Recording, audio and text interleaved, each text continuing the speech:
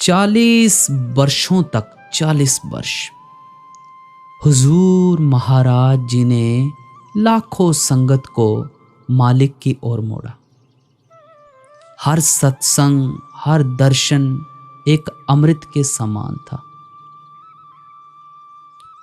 और उनका एक ही संदेश था, बिना नाम की कमाई के आत्मा की कोई सार नहीं।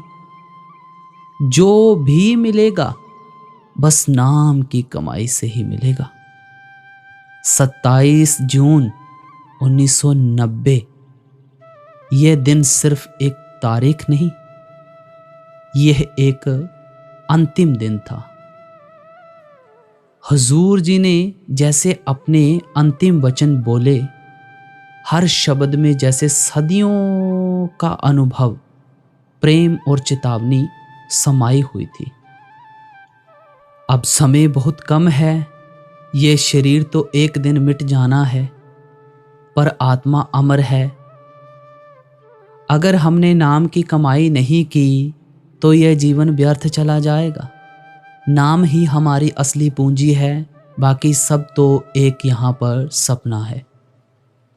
और उस अमृत सत्संग के ठीक 5 दिन के बाद यानी 1 जून 1990 को हुजूर महाराज जी ने अपना चोला छोड़ दिया।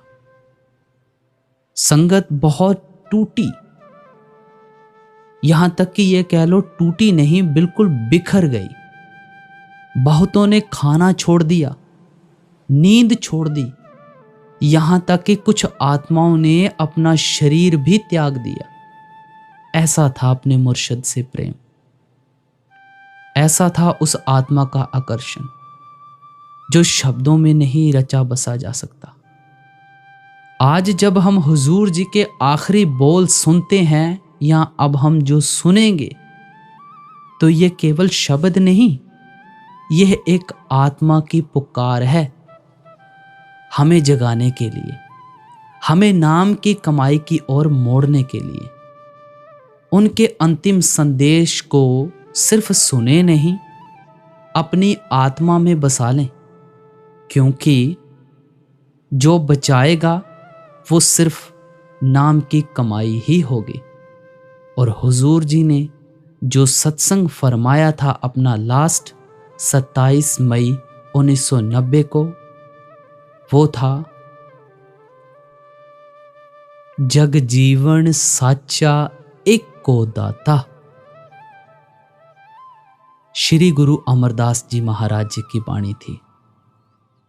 ये सत्संग हुजूर जी का स्पेशल सत्संग है, इसे पूरा श्रवण करके जाएं और उनके एक एक लफ्ज हैं ये। जग जीवन साचा एको दाता, गुर सेवा ते शब्द पछाता। आप जी सत्संग को आरंभ करते हुए फरमाते हैं, खत्री ब्राह्मण शूद बैस उपदेश चौं वर्णों को साझा। गुरु अर्जुन साहिब समझाते हैं कि आपका उपदेश किसी खास कौम के लिए नहीं है, किसी फिरके के लिए नहीं है, किसी खास मुल्क के लोगों के लिए नहीं है, कुल आलम के लिए है। सारी दुनिया के लिए आपका एक ही उपदेश है, क्योंकि हर एक को वे अपना समझते हैं। इसलिए आप लिखते हैं, ना को बैरी नहीं बेगाना, सगल संग हम कौ बने आई। आप फरमाते हैं कि हमारा दुनिया में कोई दुश्मन नहीं है, हमें इस रचना में कोई भी पराया नजर नहीं आता, सब परमात्मा के बनाए हुए बंदे हैं, इसलिए हमें सभी प्यारे लगते हैं। गुरु अमरदास जी समझाते हैं, जी जंत सब तिस दे सबना का सोई, मंदा किसनो आखिए जे दूजा होई। ऐ परमात्मा, ये सभी इंसान तूने खुद पैदा किए हैं, हर एक के अंदर तू खुद बैठा हुआ है। मंदा या बुरा मैं उस इंसान को कह सकूंगा जिसे किसी और ने पैदा किया हो। देखो, आप हमारे ख्याल को कितना ऊंचा ले जाने की कोशिश करते हैं। गुरु घर ने हमें मालिक के आगे क्या अरदास बेनती करनी सिखाई है। तेरे पाणे सरबद्ध दा भला। उस परमात्मा से सच्चे दिल से सारी दुनिया का भला मांगना चाहिए। जो सारी दुनिया का भला मांगेगा वह किसी की निंदा कैसे कर सकता है, किसी को बुरा कैसे कह सकता है। यह तीसरी पातशाही श्री गुरु अमरदास जी महाराज जी की वाणी है। आप गुरु नानक साहिब के घर के उपदेश को हर पहलू से बड़ी अच्छी तरह खोलकर समझा रहे हैं। आप फरमाते हैं, जग जीवन साचा एको दाता। वह परमात्मा एक है। ये नहीं कि हिंदुओं का कोई और है, सिखों ईसाइयों का कोई और है, मुसलमानों का कोई और है, हिंदुस्तान के रहने वालों का भी वही है, अमेरिका अफ्रीका के रहने वालों का भी वही है। गुरु नानक साहिब फरमाते हैं, सबना जियां का एको दाता सो मैं विसर न जाई। कि जो कुछ दुनिया में तुम आंखों से देख रहे हो, इसे पैदा करने वाला एक परमात्मा है जो सबका दाता है, सबका बादशाह है, जो सबकी संभाल करता है। मुसलमान फ़कीरों ने भी उसे रब्बुल आलमीन कहकर याद किया है, रब्बुल मुसलमीन कहकर बयान नहीं किया। वह परमात्मा जो कि कुल आलम या दुनिया का है, वह परमात्मा नहीं जो कि सिर्फ मुसलमानों का है। ऋषि मुनि भी उस परमात्मा को एक एका कहते चले आ रहे हैं। महात्मा समझाते हैं कि केवल एक परमात्मा है और हमेशा से वही परमात्मा चला आ रहा है। जपजी साहिब में गुरु नानक साहिब समझाते हैं, आद सच जुगाद सच है भी सच, नानक होसी भी सच। गुरु साहिब कहते हैं कि हमारे अनुभव में एक ऐसी चीज आई है जो आद जुगाद से सच ही चली आ रही है। सच का मतलब है जो कभी नष्ट नहीं होती, कभी फना नहीं होती। वह सिर्फ परमेश्वर है, परमात्मा है। सबसे पहले वह मालिक था, सब कुछ उस मालिक ने पैदा किया है। जो कुछ पैदा किया है उसे नष्ट हो जाना है, फना हो जाना है, लेकिन उसे पैदा करने वाला वह परमात्मा कभी नष्ट नहीं होता। वह सतयुग में भी था, त्रेता में भी था, अब भी है, आगे भी उसी परमात्मा को रहना है। गुरु अमरदास जी फरमाते हैं, हरि बिन सब किछ मैला संतो। मालिक के बगैर सब मैल है, सब कूड़ या नाशवान है, सबका नाश हो जाना है, सबको फना हो जाना है। आशा की वार में गुरु नानक देव जी समझाते हैं, कूड़ कूड़ै नेह लग्या विसरिया करतार, किस नाल कीजै दोस्ती सब जग चलनहार। ये जो हमारा शरीर है, यह किराए का मकान है, पराया मकान है। किसी को 50-60 साल के लिए मिला है, किसी को 70-80 साल के लिए मिला है। यह भी किसी को अग्नि के सुपुर्द करके चले जाना है, किसी को मिट्टी के सुपुर्द करके चले जाना है। जिस शरीर में बैठकर दुनिया के मोह और प्यार में उलझे बैठे हैं, गुरु साहिब कहते हैं उसे भी नष्ट हो जाना है। ये हमेशा नाशवान के ही मोह और प्यार में फंसा रहता है, उस परमात्मा को भूल चुका है। आप समझाते हैं कि अच्छी तरह सोच और विचार करके देखो कौन सी चीज़ तुम्हारी भक्ति, तुम्हारी मोहब्बत, तुम्हारे प्यार के काबिल है, क्योंकि सभी को तुम्हारा साथ छोड़ देना है। सच्चा सिर्फ एक परमात्मा है। आप फरमाते हैं कि वह परमात्मा सच है, वह कभी जन्म मरण के दुखों में नहीं आता। आप कहते हैं जग जीवन साचा, जग जीवन साचा। उस सच्चे परमात्मा ने सारी दुनिया को जन्म दिया है। उस परमात्मा ने सारी दुनिया की रचना की है। वह जो एक परमात्मा है उसकी कोई कौम नहीं है, कोई मुल्क नहीं है। हमारी आत्मा उस परमात्मा की अंश है। हम उस सतनाम समुद्र के कतरे हैं। इसलिए गुरु नानक देव जी फरमाते हैं, आत्म में राम, राम में आत्म चिन्ह सुगुर विचारा। कि आत्मा के अंदर वह परमात्मा है, परमात्मा के अंदर हमारी आत्मा है। लेकिन इस चीज की सूझ और समझ कब आती है? जब गुरुमुखों के बताए हुए उपदेश पर चलकर हम उस परमात्मा को अपने अंदर पहचानने के काबिल बन जाते हैं। मैंने कई बार मिसाल दी है कि बड़ का पेड़ कितना बड़ा होता है, उसका बीज बहुत छोटा सा होता है। अगर कोई हमें समझाए कि इस छोटे से बीज के अंदर इतना बड़ा बड़ का पेड़ है, हमें कभी समझ नहीं आ सकती। उस बीज को जमीन के अंदर बो दें, आहिस्ता आहिस्ता पौधा बन जाता है, परवरिश पाकर कितना बड़ा बड़ का पेड़ हो जाता है। फिर खुद ही पता चल जाता है कि इतने बड़े पेड़ का छोटा सा बीज है, इतने छोटे से बीज के अंदर इतना बड़ा बड़ का पेड़ है। इसी तरह महात्मा कहते हैं कि हमारी आत्मा उस परमात्मा की अंश है, हम उस सतनाम समुद्र के कतरे हैं। यही कबीर साहिब फरमाते हैं, कहो कबीर ए राम की अंश। सो जब परमात्मा की कोई कौम नहीं है, मजहब नहीं है, मुल्क नहीं है, आप सोचें हमारी आत्मा की कौन सी कौम हो सकती है, कौन सा मजहब हो सकता है, मुल्क हो सकता है। गुरु अर्जुन देव जी फरमाते हैं, वर्ण जात चिन्ह नाही, कोई सब हुक्मे सृष्ट उपायदा।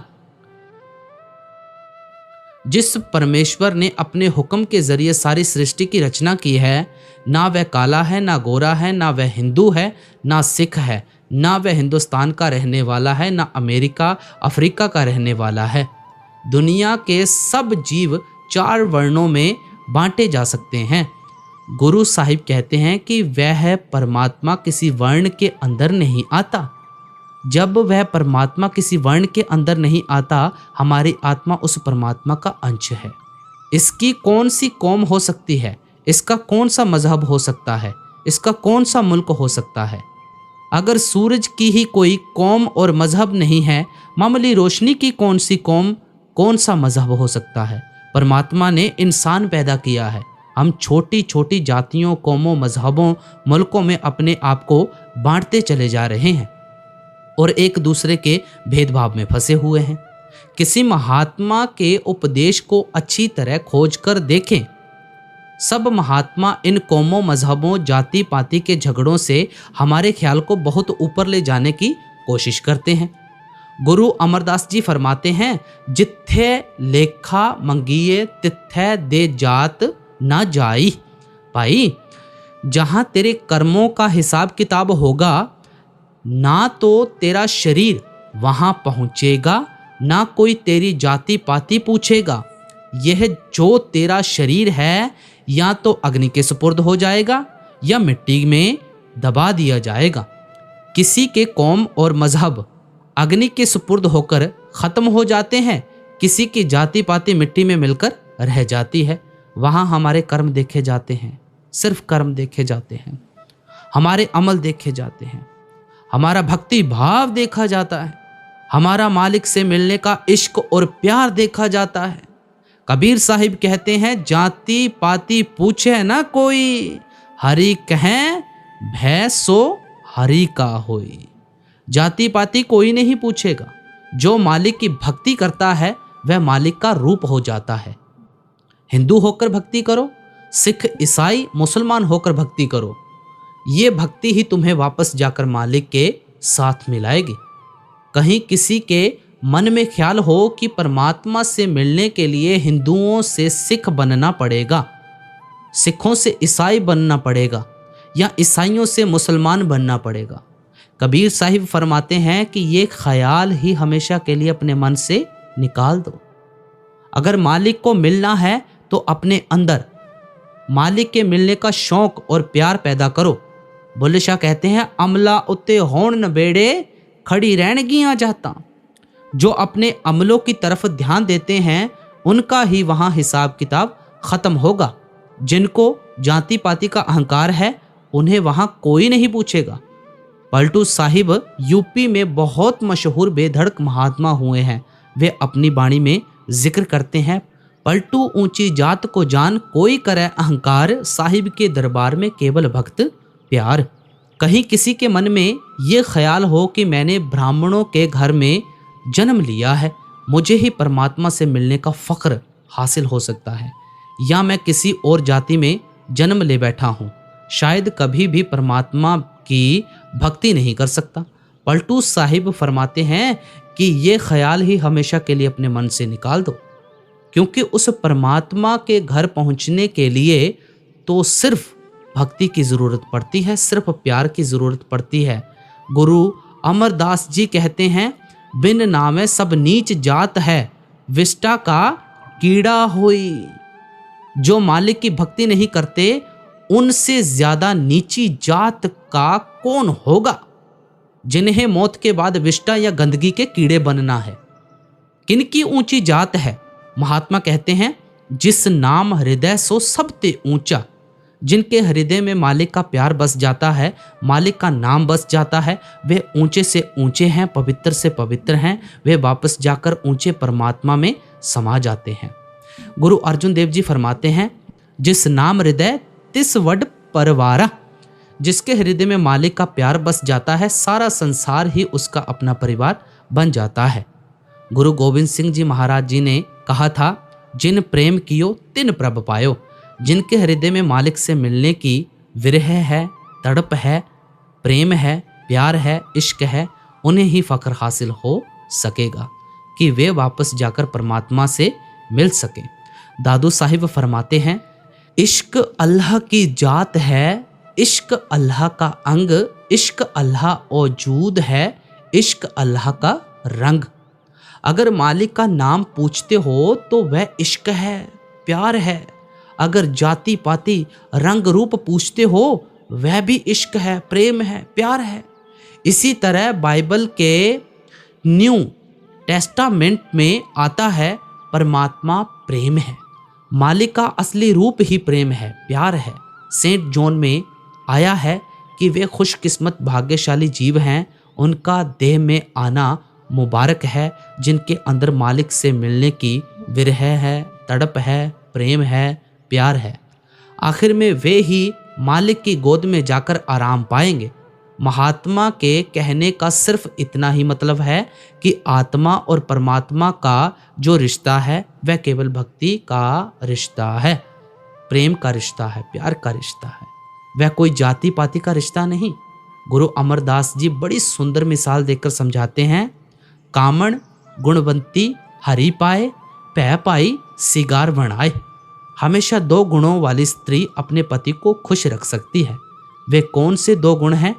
एक तो स्त्री में अपने पति के लिए अति प्रेम होता है, प्यार होता है। दूसरा, स्त्री के मन में पति का भय होता है कि कहीं मैं कोई ऐसा काम ना कर बैठूं, कोई ऐसी बोली ना बोल बैठूं जिससे मेरा पति नाराज हो जाए।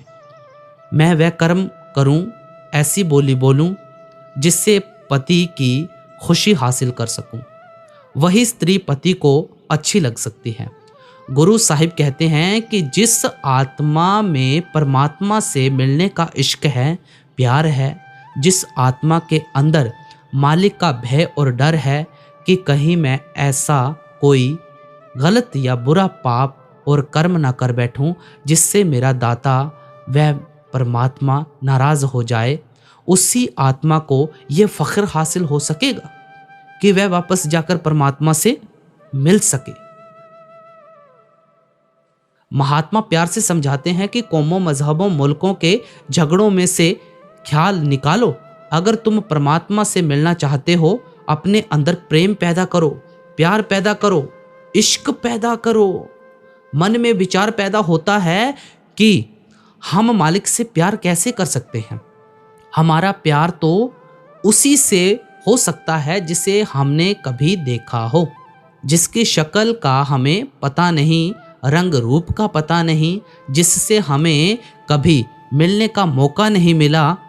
उससे हमारा प्रेम कैसे हो सकता है, प्यार कैसे हो सकता है। हम दुनिया की शक्लों से, दुनिया के पदार्थों से प्यार करते हैं क्योंकि इन्हें देखते हैं, इनसे हमारा मेल जोल और व्यवहार हमारा माता पिता से प्यार है। उन्होंने हमें जन्म दिया है, अपने बाल बच्चों से प्यार है, हमने उन्हें जन्म दिया है। पत्नी से प्यार है, हमारे बच्चों की माँ है। यारों दोस्तों से प्यार है, बचपन से साथ चला आ रहा है। धन दौलत से प्यार है, खून पसीने की कमाई है, जायदादों से प्यार है, विरासत यानी उत्तराधिकार में मिली हुई है, कौमों मजहबों से प्यार है, बचपन से ही इनमें जन्मे और पले हैं। वह परमात्मा जिसके बारे में सुनी सुनाई बातें हैं, जिसे कभी देखा तक नहीं, जिसकी शक्ल और रूप का पता नहीं, उससे प्यार कैसे पैदा हो सकता है? तो फिर किसका प्यार, किसकी भक्ति हमारे अंदर मालिक का प्रेम और प्यार पैदा कर सकती है? इस बात पर विचार करने के लिए हम कुल सृष्टि को आंखों के आगे रखकर अच्छी तरह सोचते हैं कि दुनिया के अंदर किस चीज़ की संगति, किस चीज़ की मोहब्बत, किस चीज़ का प्यार हमारे अंदर मालिक का प्यार पैदा कर सकेगा।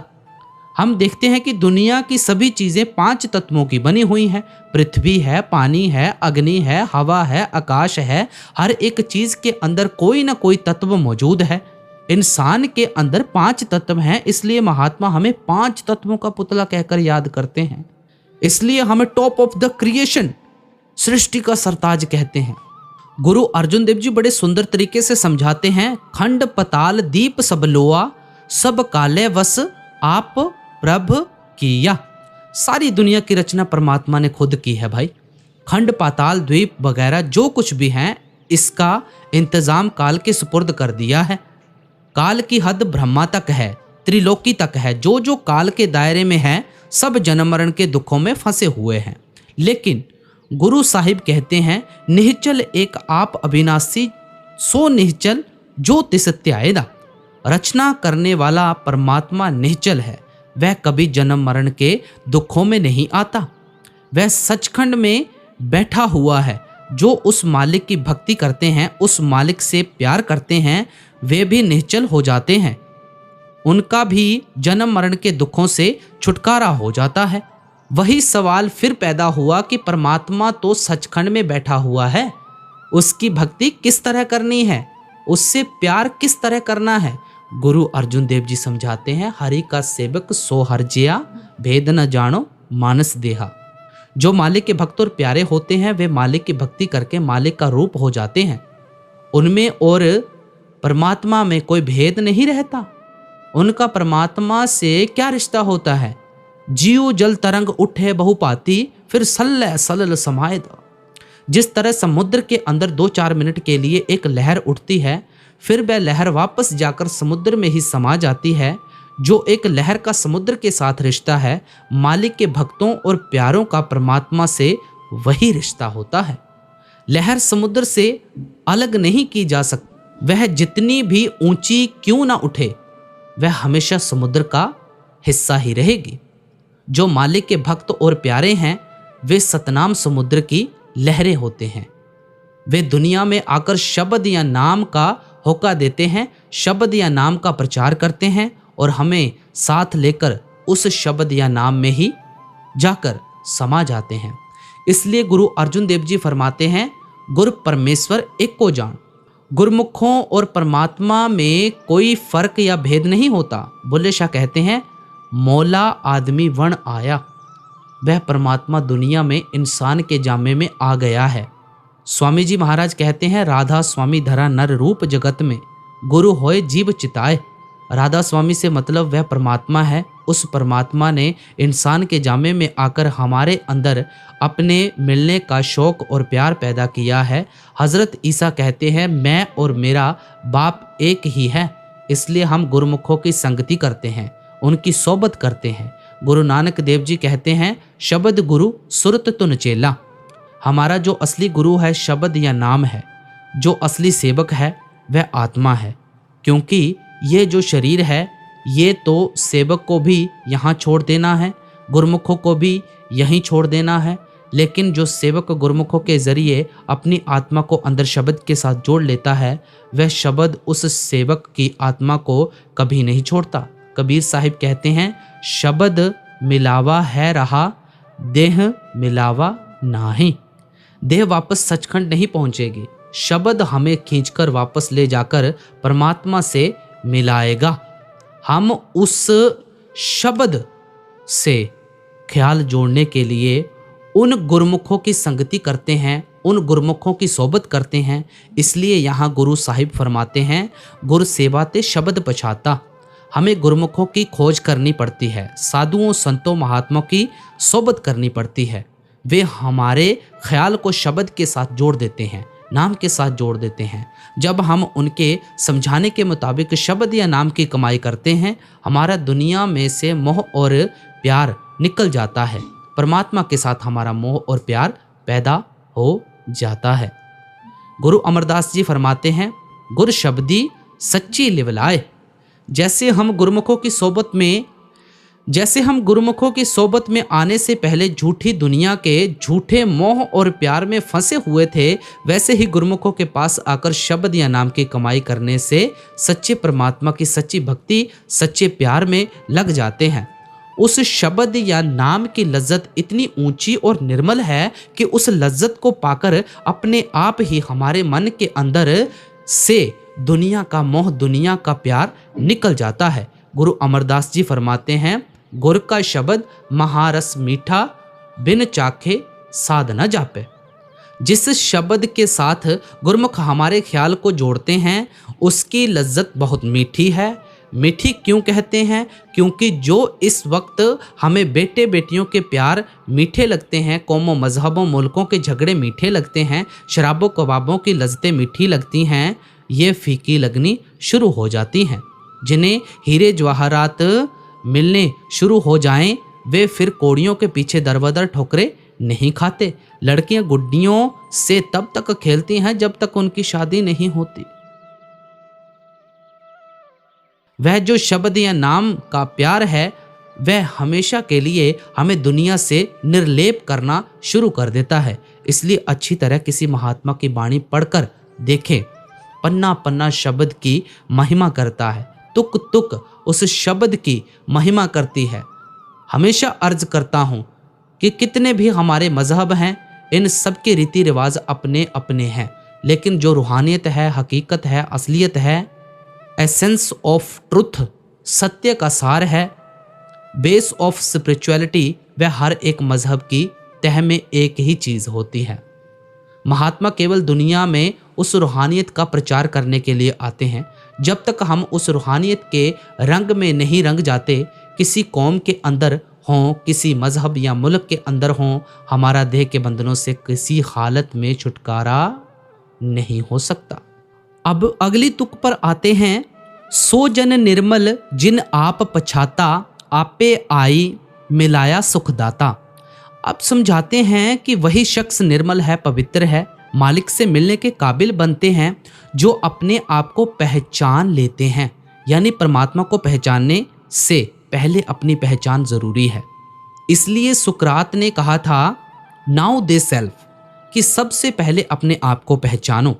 हम कब अपने आप को पहचानने के काबिल बनते हैं? जब हम मन और माया के दायरे से पार चले जाते हैं, जब हमारी आत्मा पर से सब गंदे गंदे गिलाफ उतर जाते हैं, जब रूह और मन की गांठ खुल जाती है। मैंने अर्ज की थी, आत्मा तो निर्मल थी, पवित्र थी, क्योंकि वह उस परमात्मा की अंश है, लेकिन माया के जाल में फंसकर इसने मन का साथ ले लिया है। मन आगे इंद्रियों के भोगों, शराबों, कबाबों का आशिक है। जो जो कर्म मन के अधीन होकर करते हैं, उनका नतीजा साथ साथ हमारी आत्मा को भोगना पड़ता है। जब तक आत्मा मन का साथ नहीं छोड़ती, ना कभी इसे अपने आप का पता चल सकता है, ना कभी इसे अपने असल का पता चल सकता है। आप देखें, बिजली के ट्यूब की कितनी तेज रोशनी होती है, अगर 15-20 काले कपड़े इसके चारों ओर लपेट दें, हमें उसकी रोशनी नज़र नहीं आती। कपड़े लपेटने से ट्यूब की रोशनी कम नहीं होती, लेकिन हम रोशनी देख नहीं सकते, उससे फ़ायदा नहीं उठा सकते। कपड़े उतारने शुरू कर दें, रोशनी भी निकल आएगी, उसे देख भी लेंगे, फ़ायदा भी उठाना शुरू कर देंगे। बादलों के अंदर पानी कितना साफ होता है, लेकिन जब बरसात बनकर ज़मीन पर आता है, कितनी गंदगी इकट्ठी कर लेता है, बदबू देता है, अपने आप को गंदगी का हिस्सा ही समझना शुरू कर देता है। जब उसे सूर्य की तपिश और गर्मी मिलती है, तब भाप बनकर गंदगी को छोड़ता है। फिर उसे होश आता है कि यह गंदगी कोई और चीज है, मैं कोई और चीज हूं। मैं व्यर्थ गंदगी का साथ लेकर अपने आप को गंदगी समझे बैठा था। फिर जब उसे अपने असल के बारे में पता चलता है कि मेरा असल तो आसमान में बादल है, वह सीधा जाकर बादलों में समा जाता है। यही आत्मा की हालत है। गुरु साहिब प्यार से समझाते हैं कि जब तक हम अपने आप को नहीं पहचानेंगे, हम परमात्मा को पहचानने के काबिल कैसे हो सकेंगे। कैसे अपने आप को पहचानना है? शब्द या नाम की कमाई के जरिए। गुरु अमरदास जी फरमाते हैं, शब्दे साध जाने ता आप पछाण। जिन्होंने शब्द की लज्जत ले ली वे अपने आप को पहचानने के काबिल बन जाएंगे। कौन सी चीज हमारे मन को खींच रही है? इंद्रियों के भोग खींच रहे हैं। इंद्रियों के भोगों की लज्जतें मन को गुलाम बनाए हुए हैं। जब तक हमारे मन को इंद्रियों के भोगों से ऊंची और पवित्र लज्जत नहीं मिलती, ये इंद्रियों के भोगों को कभी छोड़ने को तैयार नहीं होता। वह किस चीज की लज्जत है, किस चीज का प्यार है, जिसे पाकर ही हमारा मन इंद्रियों के भोगों को छोड़ता है, वह शब्द की लज्जत है, नाम की लज्जत है। गुरु रामदास जी फरमाते हैं, हरि हरि नाम अमृत रस मीठा। वह नाम अमृत है और उसकी लज्जत बहुत मीठी है। मीठी इसलिए कहते हैं कि अभी जो दुनिया की लज्जतें मीठी लगती हैं, ये फीकी लगने लगेंगी। जिसे मीठी चीज मिलेगी उसका फीकी चीज की तरफ ध्यान क्यों जाएगा? गुरु अमरदास जी कहते हैं, जिन अंतर शब्द आप पछाणे गतमित तिन ही पाई। जो अंदर उस शब्द को पकड़कर अपने आप को पहचानने के काबिल बन जाते हैं, असली गति मालिक से मिलने का असली तरीका उन्हीं गुरुमुखों को प्राप्त होता है। उन्हें इसका क्या फायदा होता है? आप कहते हैं, एह मनुआ सुन समाद लगावे ज्योति जोत मिलाई। उनका मन वापस ब्रह्मा त्रिकुटी अपने ठिकाने पर पहुंच जाता है। उनकी ज्योति वापस जाकर परम ज्योति में मिल जाती है। शब्द या नाम की कमाई करने से रूह और मन की गांठ खुल जाती है। मन अपने ठिकाने पर पहुंच जाता है, आत्मा अपने ठिकाने पर पहुंच जाती है। जब आत्मा पर से गंदे गंदे गिलाफ उतर जाते हैं, आत्मा अपने आप ही जाकर मालिक से मिल जाती है। जब सुई पर से बोझ उठा लिया जाता है, अपने आप ही चुंबक से चिपट जाती है। इसलिए यहाँ गुरु साहिब प्यार से समझाते हैं कि जब तक तुम अपने आप को नहीं पहचानोगे, तुम मालिक को पहचानने के काबिल किस तरह हो सकते हो। अब अगली तुक पर समझाते हैं हमें, रसना शब्द रति गुण गावे दर साचे पति पाए है। जो गुरुमुख अपने आप को पहचान लेते हैं, वे खुद ही शब्द या नाम की कमाई करते हैं और हमारे अंदर भी मालिक से मिलने का शौक और प्यार पैदा करते हैं। गुरु अमरदास जी फरमाते हैं, पवित्र पावन से जन साचे एक शब्द लिव लाई। जो लोग सारी दुनिया में से मोह और प्यार निकालकर एक शब्द या नाम के साथ ख्याल जोड़ लेते हैं, हमारे ख्याल को भी शब्द या नाम के साथ जोड़कर हमें भी अपने जैसा पवित्र कर लेते हैं। अब अगली तुक पर समझाते हैं, गुरमुख नाम मिले वड्याई मनमुख निंदक पति गवाई। आप समझाते हैं कि दुनिया में दो किस्म के इंसान हैं, एक गुरमुख है, दूसरे मनमुख हैं। दोनों ही उस परमात्मा के बनाए हुए जीव हैं।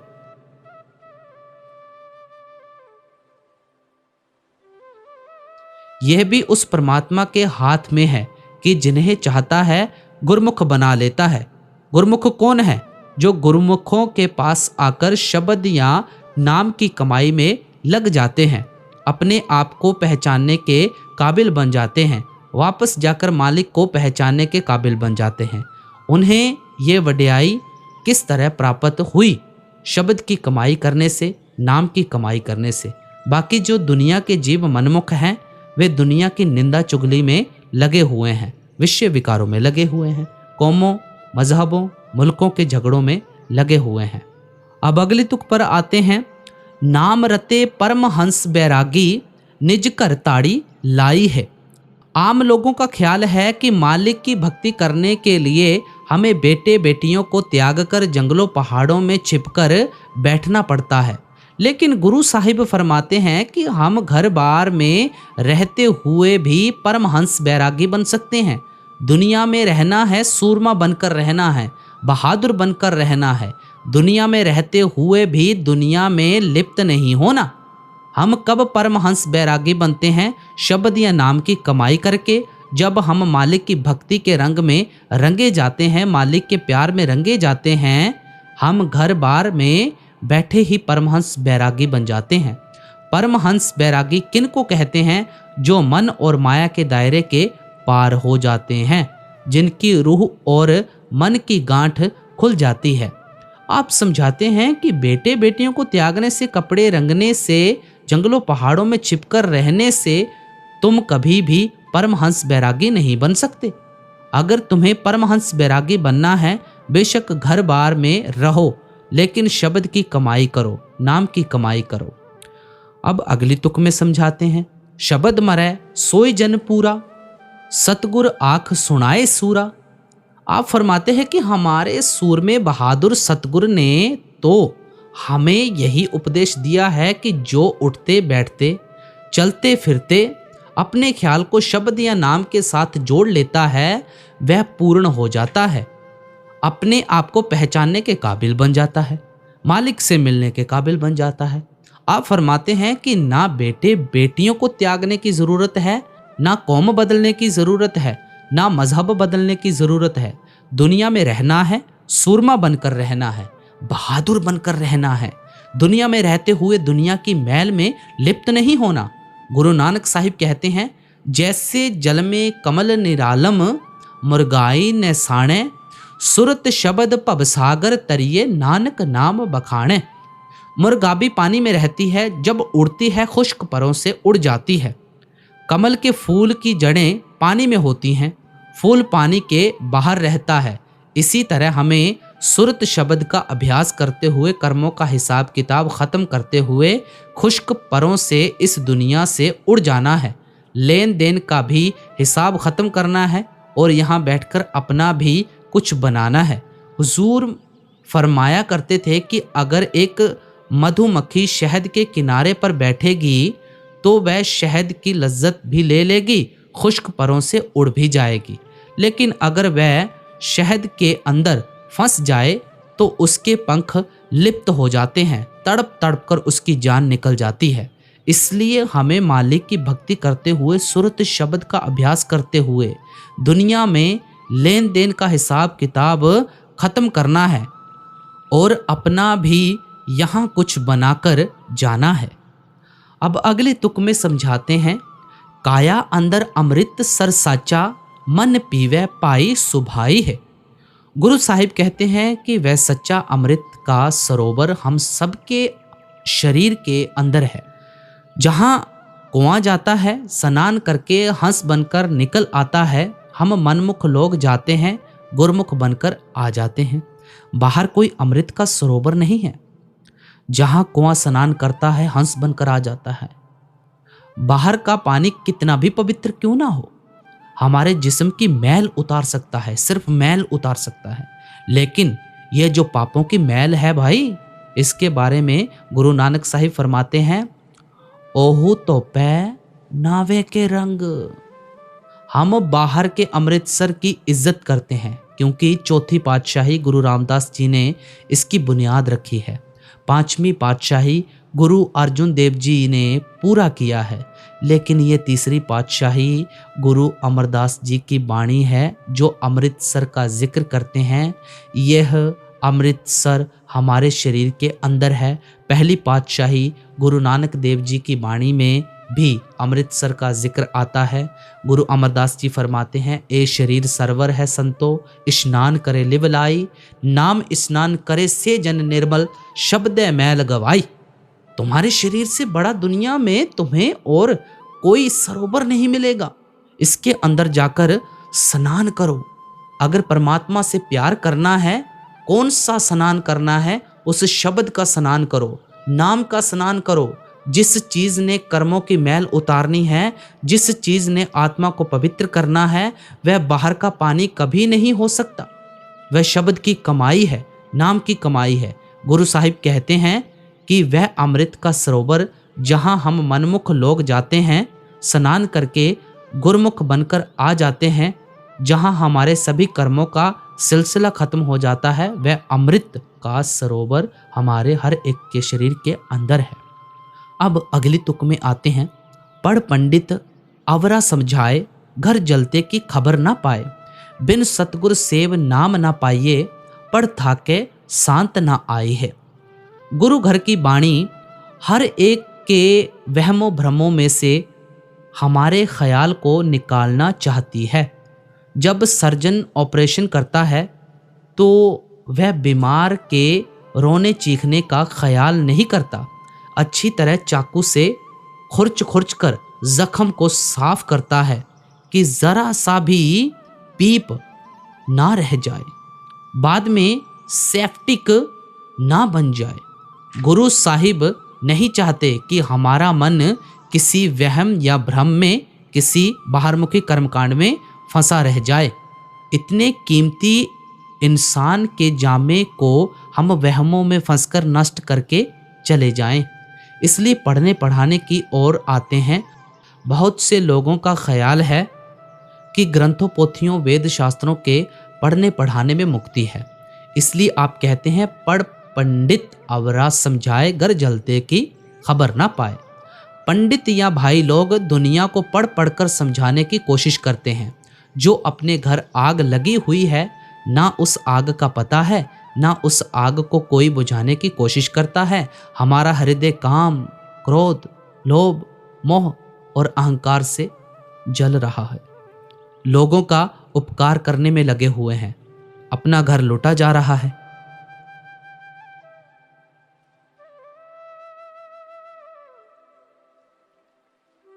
लोगों के घरों की चौकीदारी करते हैं, अपना बोझ हमसे उठाया नहीं जाता, पराये गधे बने बैठे हैं।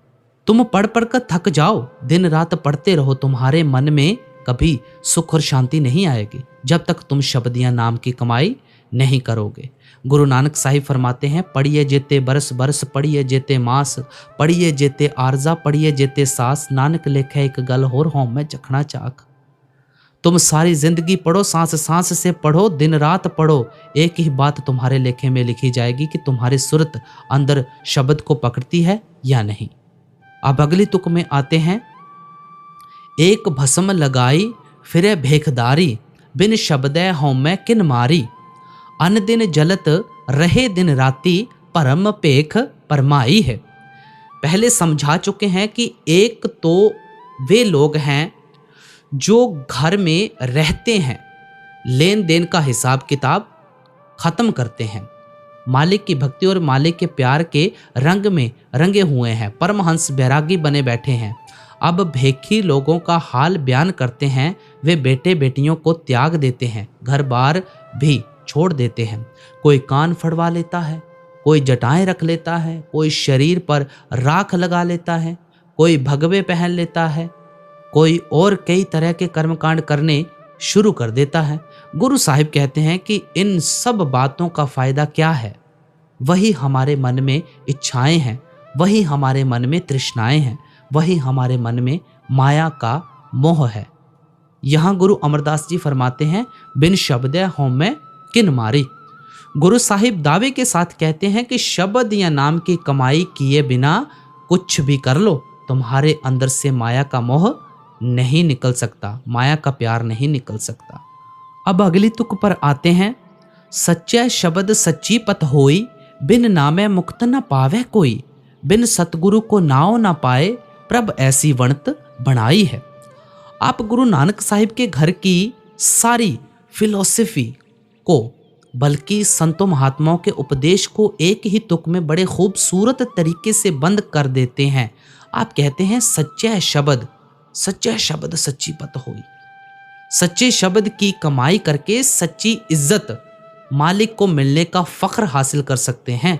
इसके अलावा और कोई तरीका नहीं है, कोई साधन नहीं है कि तुम किसी हालत में देह के बंधनों से छुटकारा हासिल कर सको। फिर कहते हैं बिन सतगुरु को नाव ना पाए। जब भी तुम नाम की कमाई करोगे, गुरुमुखों के जरिए, संत महात्माओं के जरिए करोगे। गुरु साहिब कहते हैं प्रभ ऐसी वणत बनाई है, मालिक ने अपने मिलने का ये कुदरती कानून बनाया है। जब तक परमात्मा के उस कुदरती कानून के मुताबिक गुरुमुखों के पास जाकर शब्द या नाम की कमाई नहीं करते, हमारा देह के बंधनों से किसी हालत में छुटकारा नहीं हो सकता। अब अगली तुक में आते हैं। स्नान दान करे नहीं बूझे, एक मनुआ मार मने सियो लूझे। कर्मकांड के बारे में गुरु साहिब पहले भी खोलकर समझा आए हैं। अब फिर हमें अच्छी तरह याद करवाते हैं कि तीर्थों पर जाकर दान पुण्य करने से और स्नान करने से हमें मालिक नहीं मिल सकता। यह हमारा ख्याल गलत है कि पवित्र स्थानों पर जाकर सरोवरों में स्नान करने से हमारे पापों या कर्मों का सिलसिला खत्म हो जाएगा और हमारा मन निर्मल हो जाएगा। आप समझाते हैं कि मन जब भी वश में आएगा, शब्द की कमाई करके आएगा, नाम की कमाई करके आएगा। अब अगली तुक में आते हैं। सच्चे शब्द रते एक रंगी, साचे शब्द मिलाई है। अब फरमाते हैं कि ये सब बाहरमुखी साधन और कर्मकांड छोड़कर केवल एक शब्द को पकड़ लो, शब्द की कमाई में लग जाओ। जब हम शब्द के रंग में रंग जाएंगे, बल्कि जब शब्द का ही रूप हो जाएंगे, तब जाकर हमारा सच्चे साहिब से मिलाप हो सकेगा। उसको सच्चा शब्द इसलिए कहते हैं कि वह सचखंड से आता है और कभी नाश और फना नहीं होता। जब हम उससे जुड़ जाते हैं, हम भी लाफानी हो जाते हैं, अमर हो जाते हैं। आप समझाते हैं पवित्र पावन से जन साचे, एक शब्द लिव लाई। वे दुनिया के जीव जो केवल एक शब्द से प्यार पैदा कर लेते हैं, वे खुद ही निर्मल और पवित्र हो जाते हैं और हमारे ख्याल को भी उसी शब्द के साथ जोड़कर हमें भी पवित्र और निर्मल कर लेते हैं। छुरी पर कितना भी जंग क्यों ना चढ़ा हो, धीरे धीरे हिम्मत करके उसको सान पर रगड़ें तो जंग उतर जाता है, अंदर से साफ सुथरी छुरी निकल आती है। इसी तरह हमारे साकत पुरुषों के कितने भी बुरे कर्म क्यों ना हो, नाम या शब्द की कमाई करने से आहिस्ता आहिस्ता सब कर्म खत्म हो जाते हैं। अब अगली तुक में आते हैं। आपे सिरजे दे वड्याई, आपे पाणे दे मिलाई, आपे नदरे करे मन वस्या, मेरे प्रभ इयो फरमाई है। अब समझाते हैं कि जो कुछ भी संसार में हो रहा है, ये सब उस परमात्मा का खेल है। सब कुछ उसके अपने हाथ में है। वह जिसको चाहे अपनी मौज से अपने साथ मिलने की सच्ची वड्याई बख्श दे। आप फरमाते हैं कि हमें हमारे सतगुरु ने यही समझाया है कि सब कुछ मालिक के ही हाथ में है। वह जिसको चाहे अपनी भक्ति में लगा सकता है। उसकी बख्शिश के बिना कभी किसी का ख्याल मालिक की भक्ति की ओर नहीं जा सकता। अब अगली तुक में आते हैं। सतगुर सेवे से जन साचे, मनमुख सेव न जाने काचे, आपे करता कर कर वेखै, जियो पावे त्यो लाई है। आप पहले भी कह आए हैं कि दुनिया में दो किस्म के इंसान हैं, एक गुरमुख है, दूसरे मनमुख हैं। जो गुरमुखों के जरिए सच्चे शब्द से जुड़ गए और मालिक की भक्ति और प्यार में लग गए, वे गुरमुख है, मोमिन है। जो माया के मोह में ही फंसे रहे, कौमों मजहबों और मुल्कों के झगड़ों में ही उलझे रहे, जिन्होंने मनुष्य जन्म से फ़ायदा उठाकर शब्द की कमाई नहीं की, वे मनमुख हैं, काफिर हैं। वे हमेशा 84 के जेल खाने में ही फंसे रहते हैं। अब अगली तुक में आते हैं। जग जग साचा एको दाता, पूरे पाग गुर शब्द पछाता।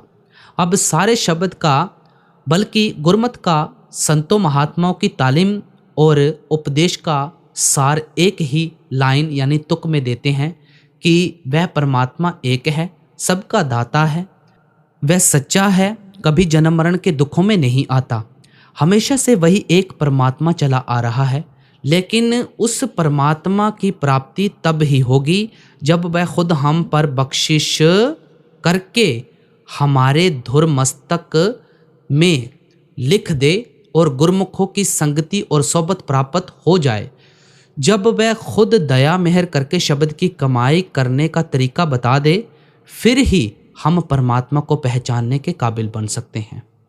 अब अगली तुक पर आते हैं। शब्द मिले से बिछुड़े नाही, नदरी सहजे मिलाई है।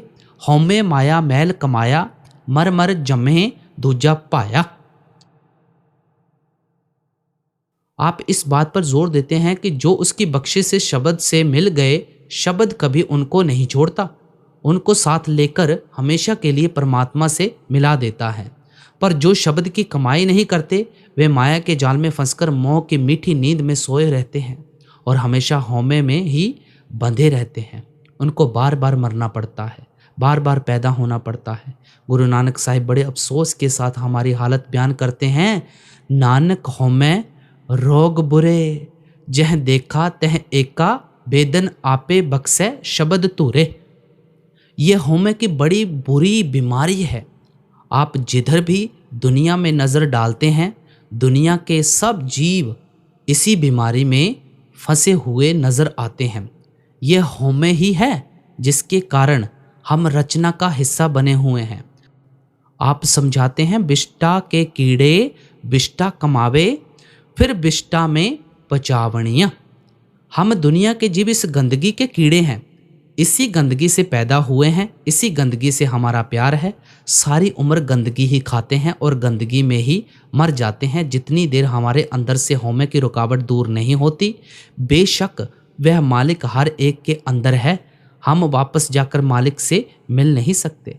पहले आप बहुत अच्छी तरह खोलकर समझा चुके हैं कि हठ कर्मों के जरिए, दान पुण्य के जरिए या तीर्थों पर जाकर सरोवरों में स्नान करने से कभी मन में से मोह नहीं निकलता, हौमे या मैल नहीं उतर सकती, बल्कि हम और अधिक मैल इकट्ठी कर लेते हैं। जब भी हौमे से छुटकारा हासिल कर सकेंगे, केवल शब्द की कमाई करके, नाम की कमाई करके।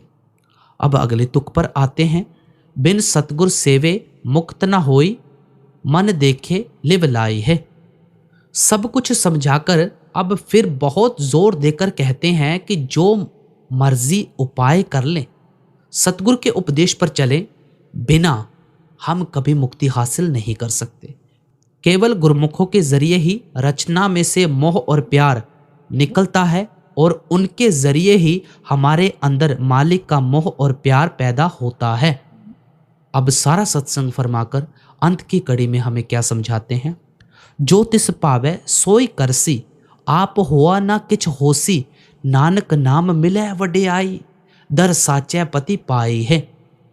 अब गुरमत के बारे में, गुरु नानक साहिब के घर के उपदेश के बारे में हर पहलू से खोलकर समझाकर आप फरमाते हैं कि जीव के कुछ भी वश में नहीं है, सब कुछ मालिक के हाथ में है।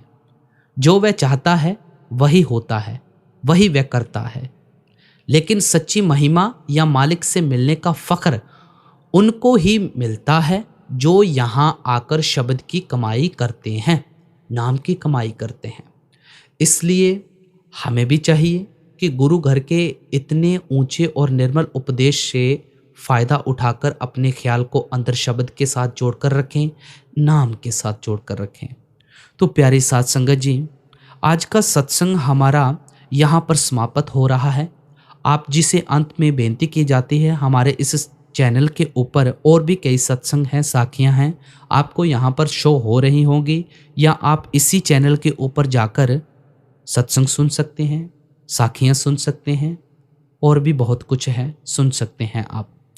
तो सभी को प्यार भरी राधा स्वामी जी।